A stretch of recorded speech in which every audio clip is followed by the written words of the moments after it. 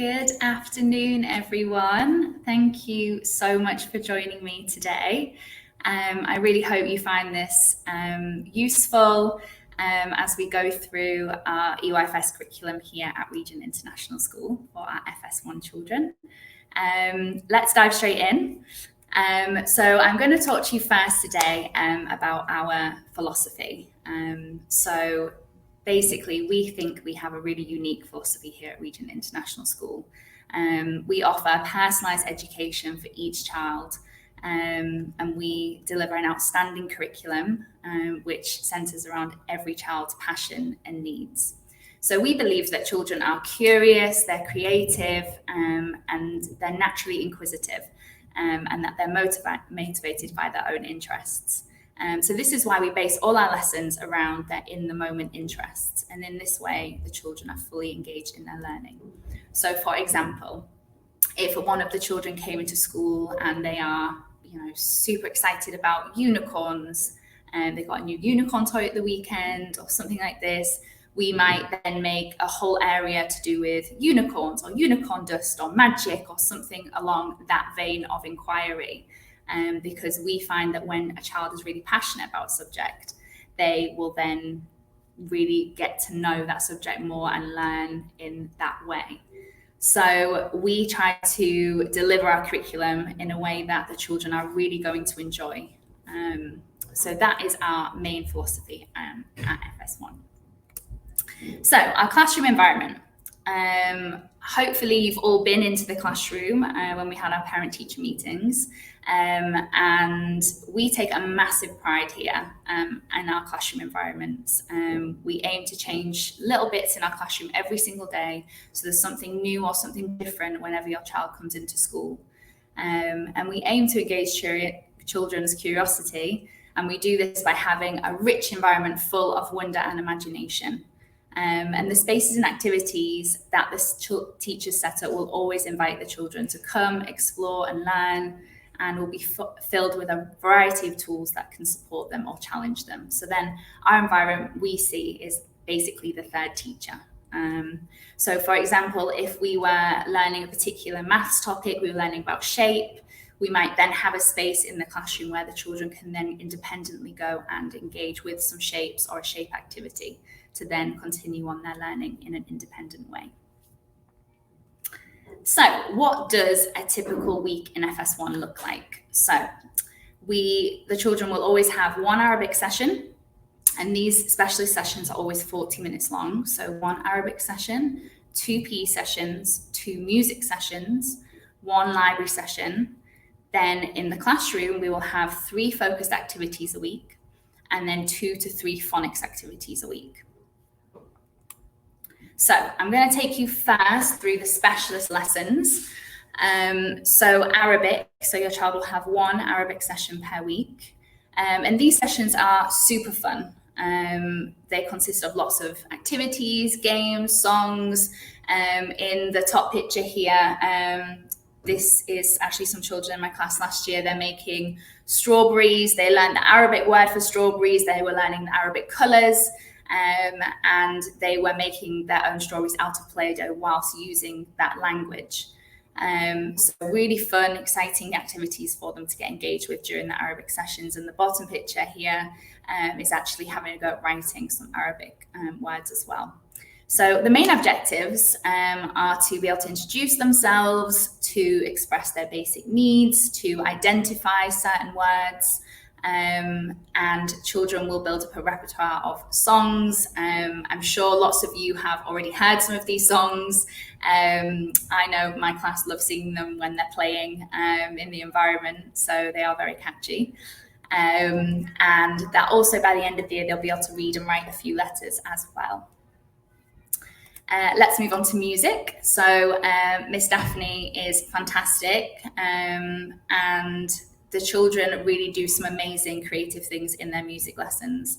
So some of the objectives that will be covered, they'll be able to create sounds and develop awareness of different musical instruments. And I'm sure you might have seen already on the children's Seesaw accounts that they have been looking at lots of different musical instruments already.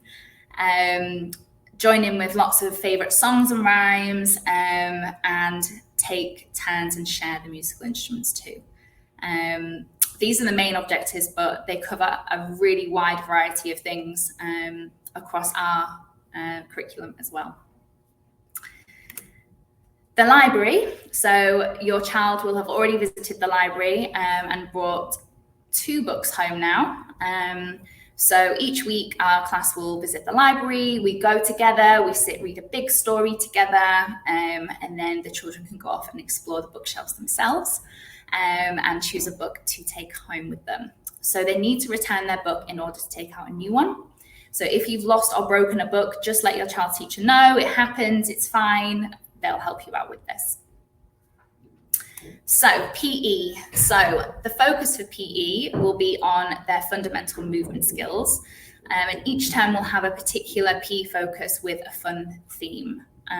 So I'm not going to read these ones out, but these are all the different sections, different topics of PE that they'll do, and they have like an exciting little fun theme to go with. So we did have a few questions when we asked if there are any parental questions about swimming.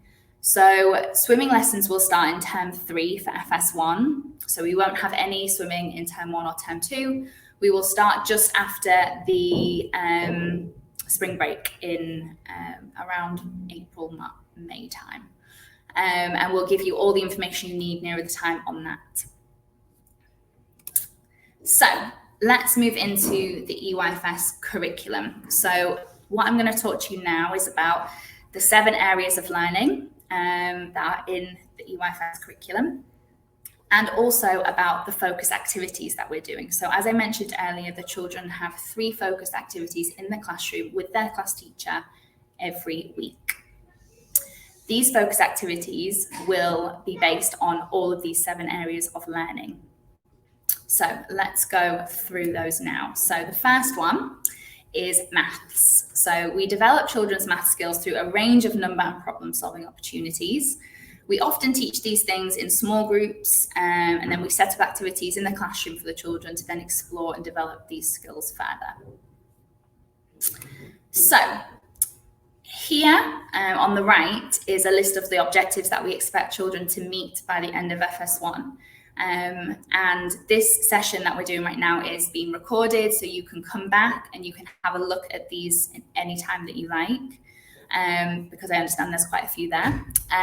So these are all the things directly from our curriculum document that we expect the children to be able to do by the end of FS1. Some children might be above this, some children might be working within this. It's absolutely fine. This is just our goal. So a lot of questions came in as well on things that parents can do to help at home. So with each of the areas, I've just put a little list here of certain things that you can do to help at home in terms of each of the areas of our curriculum.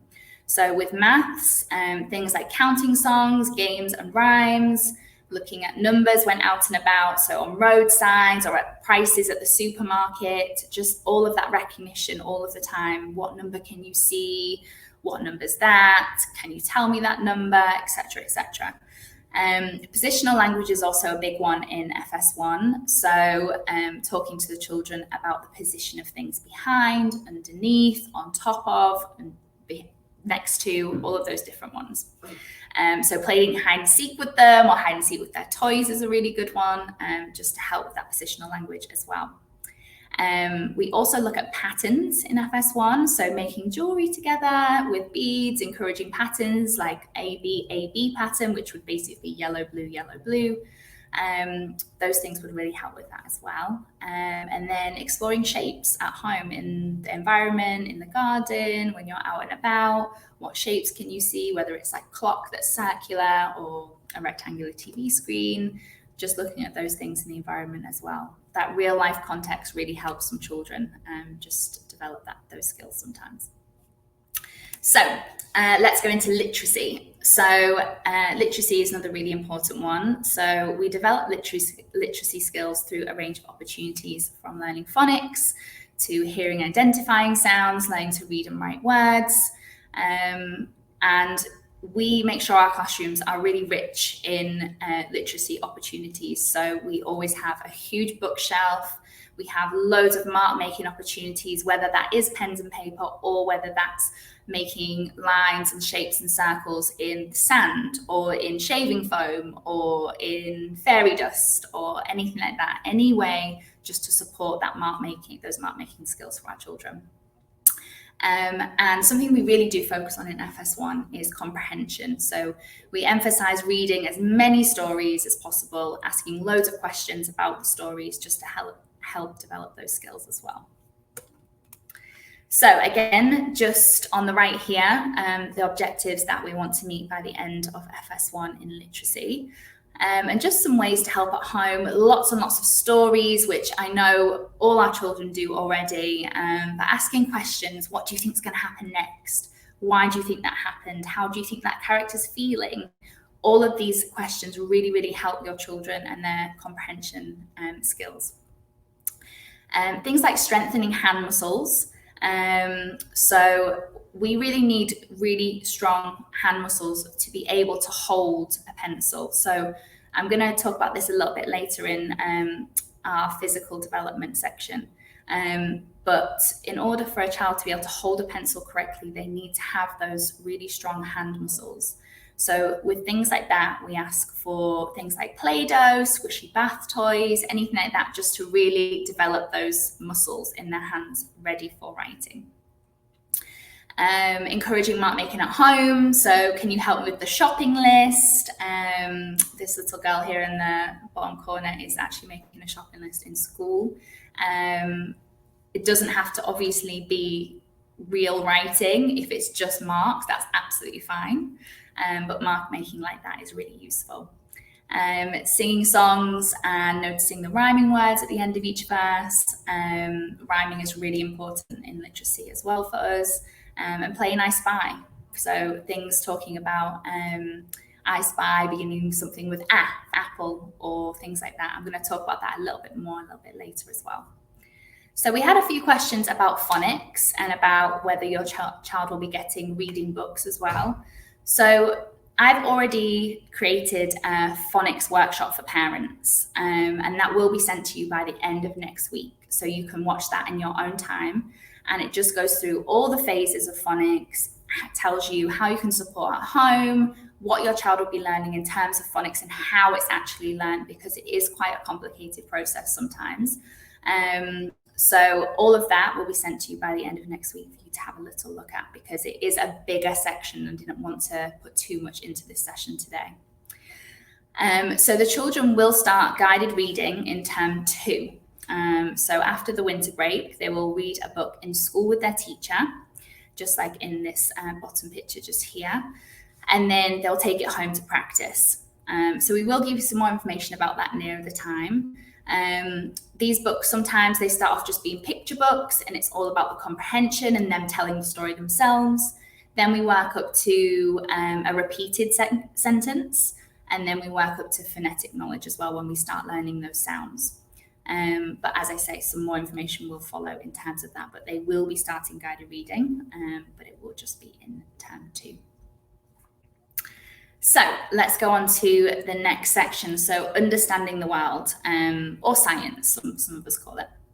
So this supports the children to make sense of the world around them. We provide a range of opportunities for children to investigate, experiment, explore their indoor and outdoor environments. And this may be in the form of looking after plants and animals, if we have a class pet, if we have some plants inside the classroom to look after and water, and engaging in real life experiments, and just learning the world around us. So here you can see on the right, there's some pictures from when we did a volcano experiment, and we had some frozen dinosaur eggs, and the children had to figure out the best way on how they were going to free the dinosaurs, whether it was taking them outside because it was warmer out there. We used a hairdryer in one of them.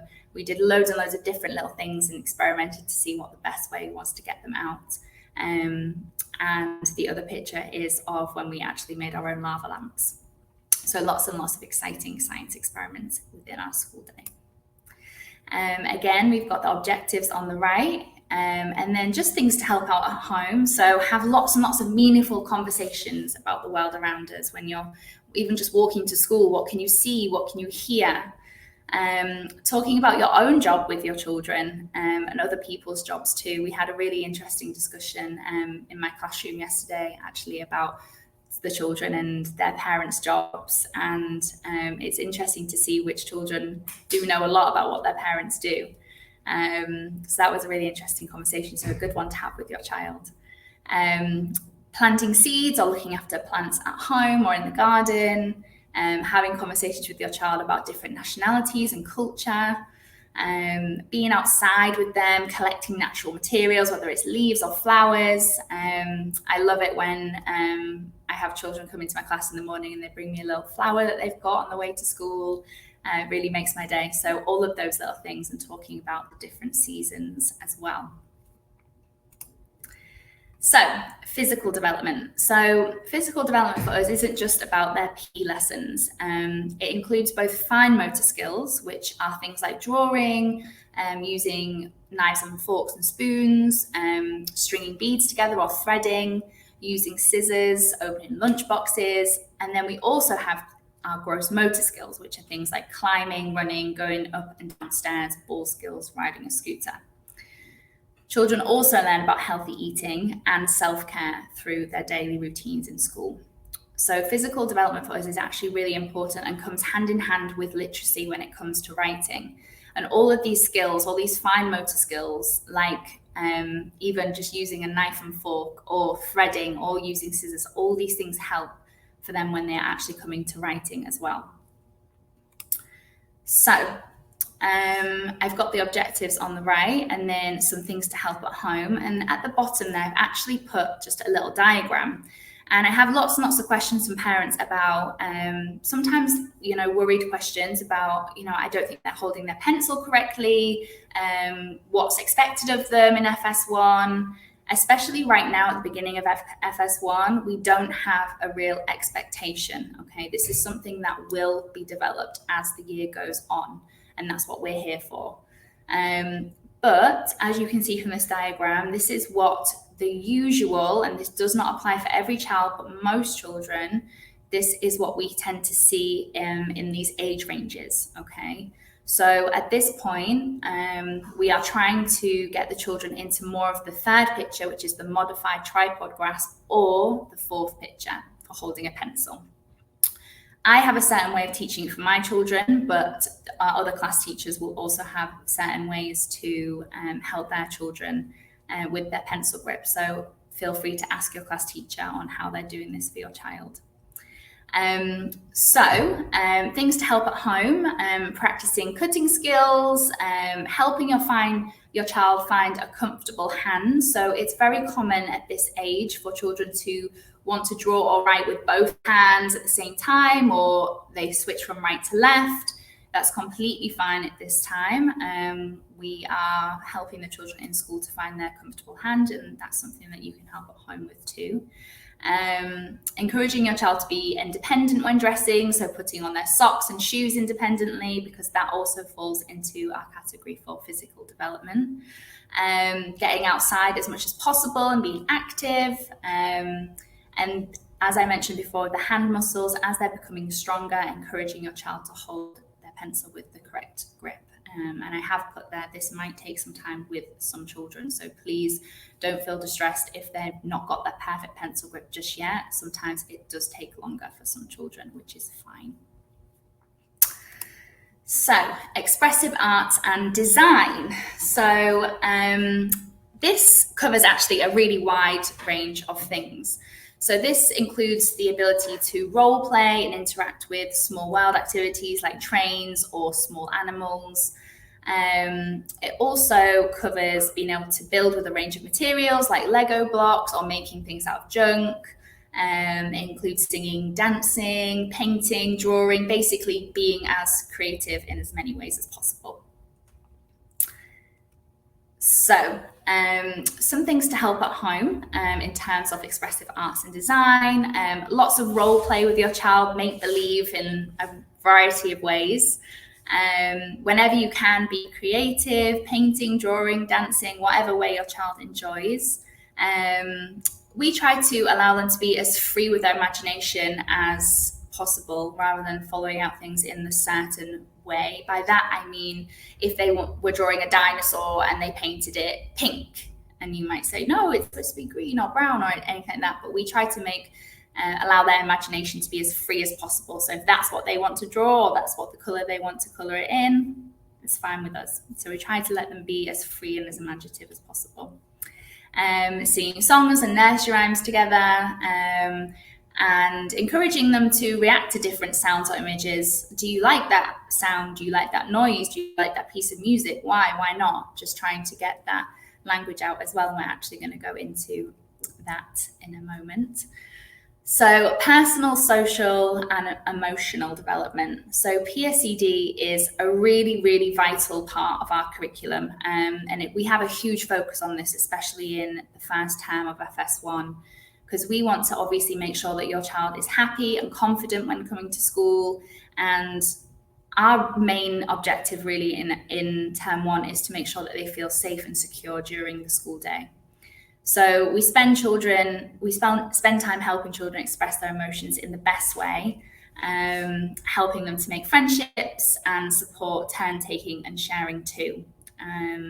Lots of parents will know that this is something that we have to work extra hard sometimes with our little learners on when it comes to turn-taking and sharing.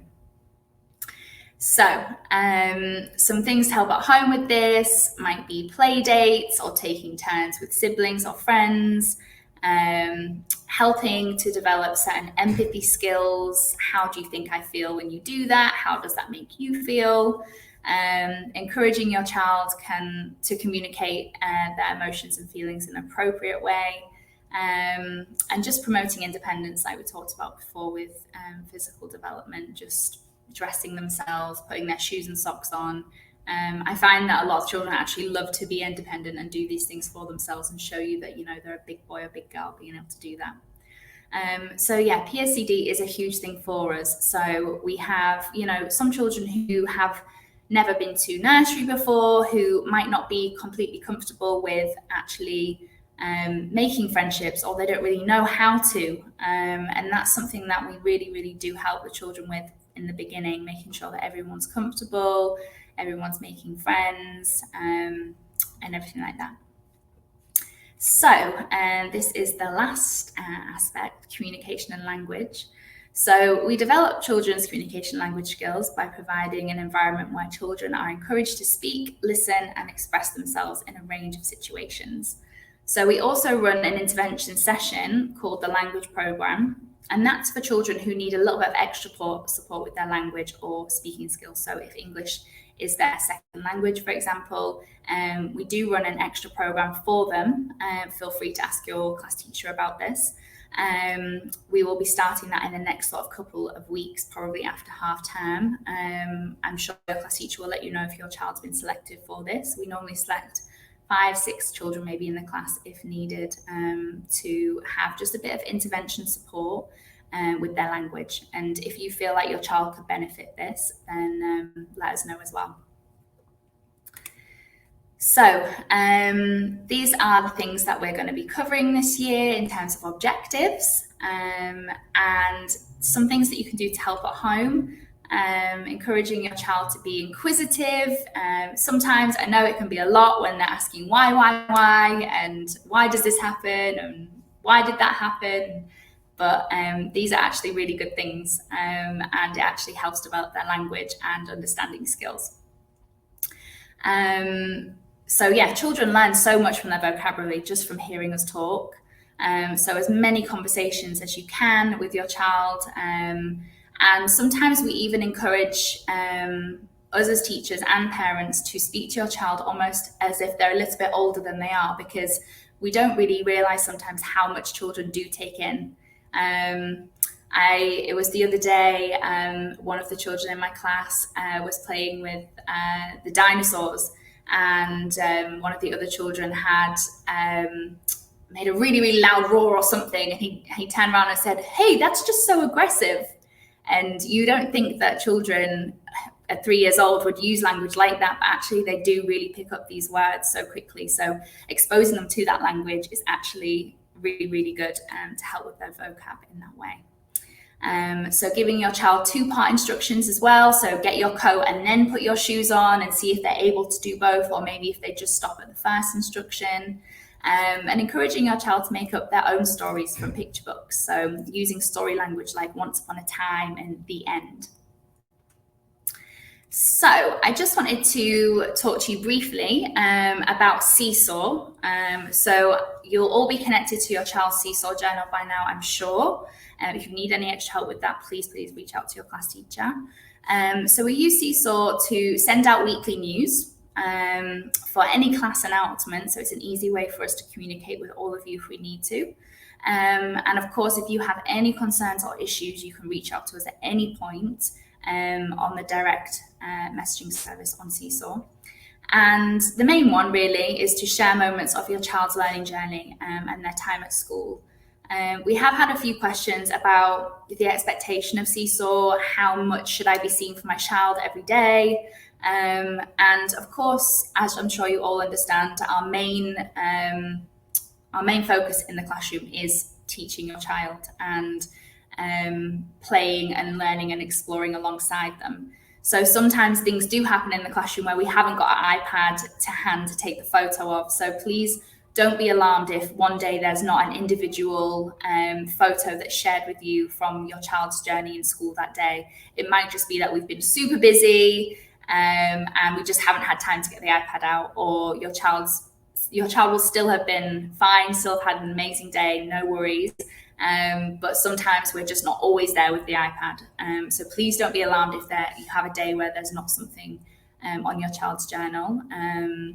But we will try to share as many moments as possible with you during Seesaw and during our school day.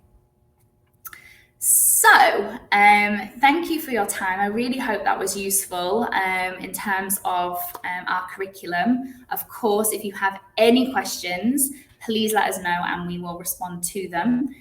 We did have some questions actually that came up. We had one question that had said, dear team, my son is a little shy. How can I integrate him more with children from his class? And of course, if you have any issues or concerns about your child, please just reach out to your class teacher. We are here to help with anything like that if you have any concerns about your child.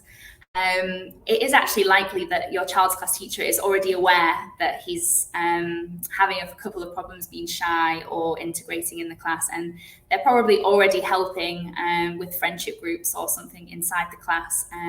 But please feel free to reach out to your teacher and just ask them, because I'm sure they are already aware of this. We also had a question about, will my child be going on any school trips? And the answer is yes. We are now allowed to go back onto school trips. So hopefully there's just a few things that needs to be worked out. But we are hopeful that we can reinstate school trips at the end of term one, going into term 2. So we will give you some more information on this as we get it. And we also had a question about how can we communicate with the teacher to understand how our child is doing at school.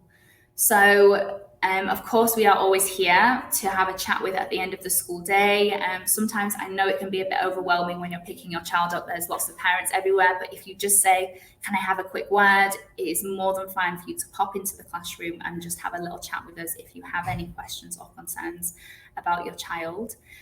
We will be having parent-teacher meetings coming up soon. We'll have our first ones in October. We have parent-teacher meetings termly, and this is just so you can get to know how your child's doing in school, how they've settled in, how they're doing academically, if there's anything that we need to tell you or anything we want you to do extra at home. So we will have those parent-teacher meetings, so we will give you some more information about those soon. And communication is really important to us too. So if there is any questions or concerns, please just reach out to us and we are more than happy to answer any of your questions. So if you do have any more questions from the session here today, please type them in, get them sent in, and we will get back to you personally. Thank you so much for your time, everyone. Thank you for joining me and have a great day forward.